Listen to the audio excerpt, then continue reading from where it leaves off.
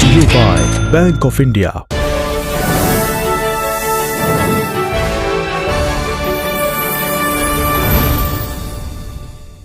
नमस्कार, मेरा नाम उपासना है और आप देखना शुरू कर चुके हैं द लल्लन टॉप का डेली फाइनेंशियल बुलेटिन खर्चा पानी। पिछले कुछ दशकों में बीमारू शब्द का इस्तेमाल अक्सर बिहार, मध्य प्रदेश, राजस्थान और उत्तर प्रदेश जैसे राज्यों के लिए किया जाता रहा है। लेकिन ये शब्द आखिर आया कहां से? दरअसल 1980 के दशक में जनसांख्यिकीविद आशीष बोस ने तत्कालीन प्रधानमंत्री राजीव गांधी को एक रिपोर्ट सौंपी थी। इस रिपोर्ट में देश के 4 बड़े राज्यों बिहार, मध्य प्रदेश, राजस्थान और उत्तर प्रदेश को बीमारू राज्य कहा गया था। तभी से ये शब्द अक्सर राज्यों के संदर्भ में चलन में आया। बीमारू का हिंदी में मतलब होता है बीमार। इन राज्यों को आर्थिक विकास, स्वास्थ्य देखभाल, शिक्षा और अन्य सूचकांकों के मामले में पिछड़ने के कारण ये नाम दिया गया था। इसके बाद इस शब्द का बार बार इस्तेमाल किया गया और इन राज्यों को गरीबी और बेरोजगारी का ताना दिया गया। लेकिन अब देश के बड़े कारोबारी घराने बिहार कूच करना शुरू कर चुके हैं। ये पैटर्न अब दिख रहा है। टाटा से लेकर अडानी तक सब बिहार में निवेश कर रहे हैं। आज के खर्चा पानी में हम इसी पर विस्तार से बात करेंगे। जानेंगे कि बिहार में टोटल कितना निवेश आया है, बिहार में निवेश बढ़ने के पीछे के कारण क्या हैं। इसके अलावा ये भी समझेंगे कि बिहार औद्योगिक रूप से बीमारू राज्य की छवि से कैसे बाहर निकल रहा है। आइए शुरू करते हैं। तो टाटा से लेकर अडानी तक देश की बड़ी FMCG कंपनियों में शुमार ब्रिटानिया हो या फिर पेप्सिको या फिर देश की बड़ी हॉस्पिटल चेन में शुमार मेदांता हेल्थ केयर, ये सभी कंपनियां बिहार का रुख करते दिख रही हैं। वही राज्य जो कुछ साल पहले तक निवेश के मामले में पिछड़ा हुआ था। सरकारी अधिकारियों के अनुसार बिहार को पिछले 2 सालों में हजारों करोड़ रुपए के प्रस्ताव मिले हैं।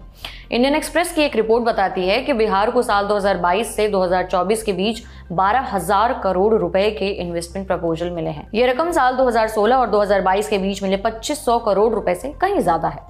अब जानते हैं कि राज्य में कौन कौन से बड़े प्रोजेक्ट्स आए हैं। तो पिछले महीने ही बिहार के मुख्यमंत्री नीतीश कुमार ने नवादा में अडानी ग्रुप की अंबुजा सीमेंट्स की सहायक company Ambuja concrete north private limited की 1600 करोड़ रुपए की सीमेंट ग्राइंडिंग कंपनी की आधारशिला रखी थी। वहीं अडानी ग्रुप की अंबुजा सीमेंट्स की तरह JK सीमेंट और अल्ट्राटेक सीमेंट भी राज्य में अपना प्लांट लगा रहे हैं। इसके अलावा कई कंपनियों ने टेक्सटाइल यानी कि कपड़ा, लेदर यानी चमड़ा, फूड प्रोसेसिंग और सीमेंट इंडस्ट्री में बड़ा निवेश किया है। टाटा ग्रुप के नेतृत्व वाली इंडियन होटल्स कंपनी लिमिटेड ने पिछले साल जुलाई में पटना में 500 करोड़ रुपए की लागत से 124 कमरों वाला ताज सिटी सेंटर खोला था, जो राज्य का पहला 5 स्टार होटल है। इसी तरह पेप्सिको ने बेगूसराय में 500 करोड़ रुपए की लागत से अपना प्लांट खोला है। कंपनी बक्सर में भी दूसरी फैक्ट्री लगा रही है। फूड प्रोसेसिंग से जुड़ी कंपनियों की बात करें तो वैशाली में दादी जी फार्मटेक और SBPJ फूड्स और पटना में Pramod confectionery and food products और सोना बिस्किट ने बड़ा इन्वेस्टमेंट करने की प्लानिंग बनाई है। इसके अलावा राज्य में किए गए प्रमुख इन्वेस्टमेंट्स में पटना में जयप्रभा मेदांता अस्पताल का उद्घाटन भी शामिल है। नवंबर 2021 में CM ने इस अस्पताल का उद्घाटन किया था। इस अस्पताल की लागत 800 करोड़ रुपए है और यह अस्पताल 7 एकड़ की जमीन पर बना है। इंडियन एक्सप्रेस के साथ बातचीत में बिहार के उद्योग मंत्री नीतीश मिश्रा ने कहा, ज्यादातर निवेश प्रस्ताव कपड़ा, चमड़ा, सीमेंट और खाद्य प्रसंस्करण क्षेत्रों में मिले हैं। उन्होंने कहा कि कैबिनेट ने पहले जिला प्रशासन को 31 जिलों में नई औद्योगिक इकाइयां विकसित करने का आदेश दिया था, जहां पहले से ही औद्योगिक क्षेत्र हैं, लेकिन इन जिलों में जमीन नहीं बची है। इसलिए अब हमने उन 7 दूसरे जिलों में औद्योगिक इकाइयां बनाने को तरजीह दी है जहां कोई उद्योग नहीं है।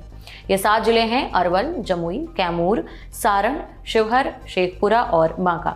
मिश्रा ने बताया कि राज्य में विशेष आर्थिक क्षेत्र SEZ, जिसे इंग्लिश में कहते हैं शॉर्ट फॉर्म में, बनाने के लिए 2 औद्योगिक क्षेत्रों कुमारबाग पश्चिम चंपारण जिला और नवानगर बक्सर जिला को चिन्हित किया है। इन स्थलों को केंद्र सरकार से मंजूरी मिलना बाकी है। नवादा और मुजफ्फरपुर में संयंत्र स्थापित करने वाली अंबुजा सीमेंट के अलावा अल्ट्राटेक सीमेंट भागलपुर और खगड़िया में, स्टार सीमेंट बेगूसराय और पटना में, JK लक्ष्मी सीमेंट मधुबनी और बक्सर में और श्री सीमेंट मधुबनी और बेगूसराय में अपना प्लांट लगाने की घोषणा की है।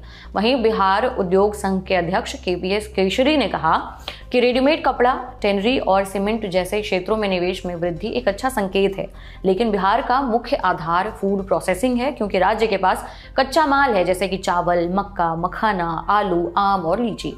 अब राज्य में आ रहे दनादन निवेश के पीछे के कारणों को भी समझते हैं। सरकार का कहना है कि राज्य में कानून व्यवस्था में आमूल-चूल सुधार हुआ है। इस वजह से निवेशक बिना डरे इन्वेस्टमेंट कर रहे हैं, बढ़ा रहे हैं।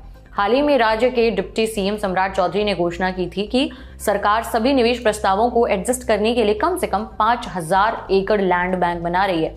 इसके अलावा उसने राज्य के सभी 38 जिलों को प्राथमिकता के आधार पर औद्योगिक क्षेत्र बनाने का आदेश दिया है। निवेशकों के लिए सरकारी जमीन खरीदने और लीज पर देने वाली राज्य सरकार की एजेंसी बिहार औद्योगिक क्षेत्र विकास प्राधिकरण के आंकड़ों के अनुसार पिछले 2 साल में लगभग 7592 एकड़ जमीन लीज पर दी गई है, जबकि 2016 और 2022 के बीच लगभग 1550 एकड़ जमीन लीज पर दी गई थी। फिलहाल एजेंसी के पास केवल 1861 एकड़ जमीन ही बची है। सरकार का दावा है कि राज्य में बुनियादी ढांचे में भी काफी सुधार हुआ है। सरकार आने वाले दिनों में बुनियादी ढांचे पर लगभग 50,000 करोड़ रुपए खर्च करेगी। हालांकि निवेशकों को राज्य में निवेश करने पर कुछ परेशानियों से भी दो चार होना पड़ रहा है। एक निवेशक ने एक्सप्रेस से बातचीत में कहा है कि सिंगल विंडो सिस्टम को और मजबूत बनाना होगा और प्रशासनिक सुधारों की भी और जरूरत है।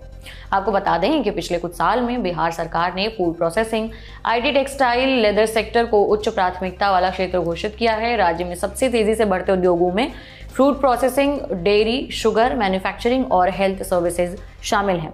साल 2016 में राज्य ने क्षेत्र में औद्योगिक विकास को बढ़ावा देने के लिए बिहार औद्योगिक निवेश प्रोत्साहन नीति शुरू की थी।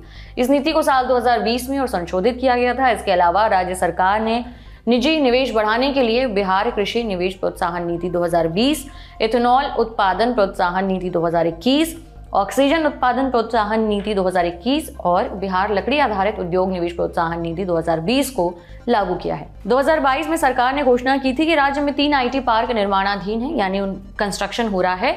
इसमें बिहटा में 33 एकड़ का आईटी पार्क, राजगीर में 110 एकड़ का आईटी पार्क शामिल है, जिसमें इलेक्ट्रॉनिक मैन्युफैक्चरिंग हब के लिए 3 चरणों का विकास किया जाएगा।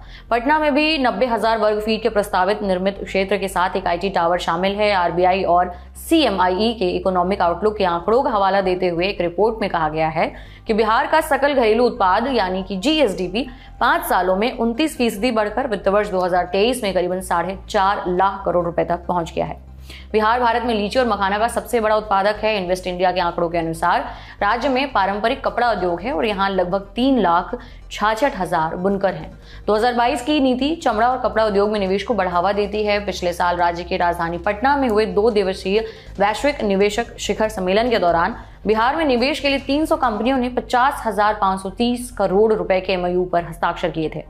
इस साल भी बिहार बिजनेस कनेक्ट निवेश कार्यक्रम के जरिए सरकार करोड़ों रुपए के निवेश लाने की तैयारी कर रही है। इस बार बिहार बिजनेस कनेक्ट निवेश सम्मेलन 11-12 दिसंबर को होगा। हालांकि दूसरी ओर राज्य में पलायन और रोजगार की समस्या अभी भी काफी बड़ी चुनौती बनी हुई है। ई श्रम पोर्टल पर रजिस्टर सरकारी आंकड़ों के मुताबिक करीबन 3 करोड़ लोगों ने खुद को रजिस्टर कराया है। बहरहाल आज के बुलेटिन में इतना ही। आपके लिए बुलेटिन लिखा था हमारे साथी प्रदीप यादव ने। आपको ये जानकारी कैसी लगी हमें जरूर बताएं कमेंट बॉक्स में और अगले एपिसोड तक अपना ख्याल रखें। शुक्रिया।